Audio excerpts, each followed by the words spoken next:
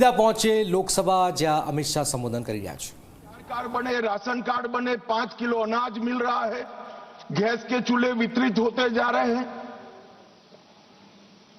मैं इतना ही पूछना चाहता हूं, नक्सलवाद की जो लोग यहां पर वकीलात कर रहे थे उनको, कि ये 70 से अब तक क्यों नहीं मिला।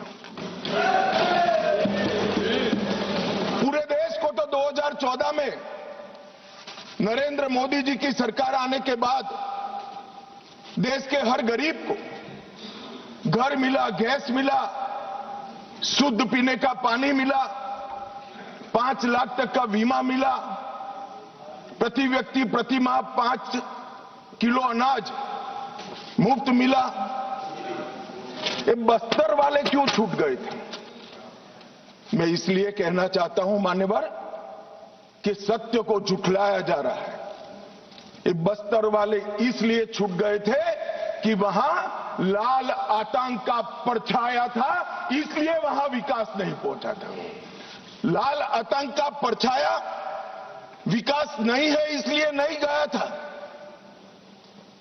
लाल आतंक का परछाई वहां पड़ा था इसलिए विकास नहीं पहुंचा था। आज परछाई हट गई है और बस्तर विकसित हो रहा है मान्यवर, बस्तर में विकास। ये जो वकील बन रहे हैं एक हथियारी मूवमेंट के, कहते हैं हम अन्याय के खिलाफ लड़ेंगे। संविधान को मानोगे या नहीं मानोगे? किसी को भी अन्याय होता है, इसका उपाय हमारे संविधान के अंदर निहित है। अदालतें बनी है, विधानसभाएं बनी है, जिला पंचायतें बनी है, तहसील पंचायतें बनी है। ये पूरी व्यवस्था को नकार कर हाथ में हथियार उठा लोगे? ऐसा कैसे चलेगा? और जस्टिफाई जो करे उनको मैं कहना चाहता हूं, वो समय चला गया। ये नरेंद्र मोदी की सरकार है, जो हथियार उठाएगा उसको हिसाब इस तरह से नहीं चलेगा। सरकार संवेदनशील है, सभी समस्याओं को सुनना चाहती है, निराकरण भी चाहती है। यही संसद ने ढेर सारी योजनाएं बनाई है, मगर इसका इंप्लीमेंटेशन भी आप नहीं करने दोगे क्योंकि आपकी आइडियोलॉजी और आपका अवैध शासन वहां पर चलता रहे।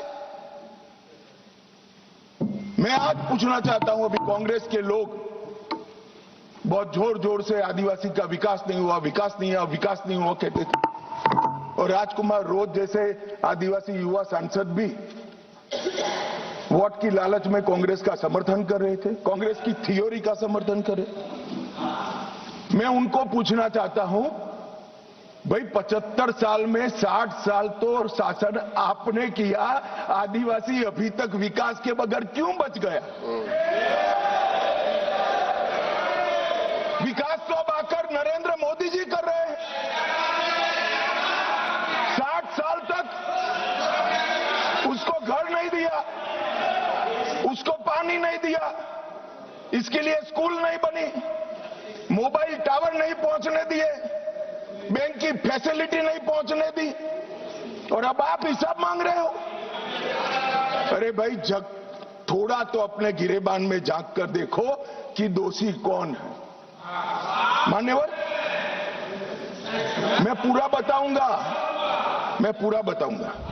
मान्यवर, 12 राज्य छत्तीसगढ़, तेलंगाना, आंध्र प्रदेश, ओडिशा, महाराष्ट्र, मध्य प्रदेश, झारखंड, बिहार, बंगाल, केरल, कर्नाटक का कुछ हिस्सा और उत्तर प्रदेश के 3 जिले, ये पूरा रेड कॉरिडोर बनाकर और वहां कानून का शासन समाप्त कर दिया।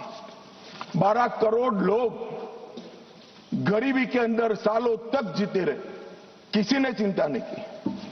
हजारों युवाओं की मृत्यु हुई। एक एनजीओ की अगर मान ले तो इधर और साइड से 20,000 युवा मारे गए। कई पूरा जीवन दिव्यांग बन गए, अपाहिज बन गए, नर्क का जीवन जी रहे हैं और उनके तक विकास भी नहीं पहुंचा। मान्यवर, कौन जिम्मेदार है इसके लिए? क्या इस देश की सबसे बड़ी लोकतंत्र की पंचायत ने क्षीर नीर कर इस पर चिंतन नहीं करना चाहिए या अपने गढ़े गढ़ाई थ्योरी लेकर घूमते रहना चाहिए? मैं बाद में बताता हूं कि नक्सलवाद का मूल कारण विकास की डिमांड नहीं है, एक आइडियोलॉजी, जिस आइडियोलॉजी को अपने राष्ट्रपति पद का चुनाव जीतने के लिए 1970 से इंदिरा जी ने स्वीकार कर लिया। ये वामपंथी विचारधारा के कारण नक्सलवाद फैला। मान्यवर प्रधानमंत्री मनमोहन सिंह जी ने पूरे देश के सामने स्वीकारा था कि कश्मीर और नॉर्थ ईस्ट की तुलना में भी देश की आंतरिक सुरक्षा की सबसे बड़ी समस्या हथियारी माओवादी, मगर कुछ नहीं हुआ। मान्यवर 2014 में परिवर्तन हुआ और मोदी जी के शासन के अंदर कई सारी वर्षों पुरानी समस्या का निराकरण हुआ। धारा 370 हट गई, 35A हट गई, राम जन्मभूमि पर भव्य मंदिर बन चुका है, जीएसटी इस देश में आज वास्तविकता बनकर रहा है, सीएए का कानून आ गया है, विधायी मंडलों में मातृशक्ति को 33% आरक्षण दिया गया है। कई सारे बड़े काम जो आजादी के वक्त से इस देश की जनता चाहती थी कि कभी न कभी हो, वो सारे काम नरेंद्र मोदी जी के 12 साल में हुए और अब ये नक्सलवाद से मुक्त भारत की रचना भी नरेंद्र मोदी जी के शासन के अंदर ही हो रही है। ये 12 साल एक प्रकार के देश के लिए बहुत शुभंकर साबित हुए। देश को गरीबी से मुक्ति दिलाने के लिए, देश के युवाओं के लिए नई शिक्षा पद्धति लाने के लिए, देश की आंतरिक और बाह्य सुरक्षा को सुनिश्चित करने के लिए, इस देश के मूलों से न जुड़ी हुई पॉलिसियों को दरकिनार करने के लिए ये 12 साल में बहुत कुछ हुआ है। मगर मैं मानता हूं अगर कोई पॉलिटिकल साइंस का विद्यार्थी इसका रेटिंग करना चाहेगा कि ये सारी चीजों से सबसे बड़ा फायदा किस फैसले और किस सिद्धि से हुआ है, तो निसंकोच वो पॉलिटिकल साइंस का विद्यार्थी नक्सल मुक्त भारत को नंबर 1 पर रखने से जरा भी नहीं। मान्यवर,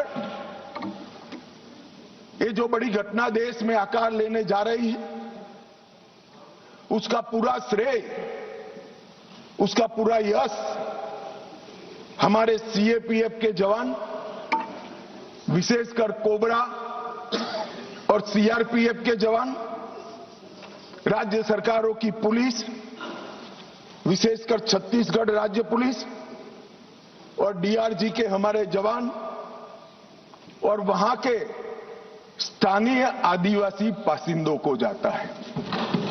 अगर उनका सहयोग ना होता तो दुनिया में कई रिकॉर्ड है, बड़े बड़े तानाशाह जब जनता साथ नहीं देती है तो डूम हिलाकर भागे हैं। मगर यहां पर आज वामपंथी उग्रवाद समाप्त होने जा रहा है, इसमें जनता का भी बड़ा साथ है मन।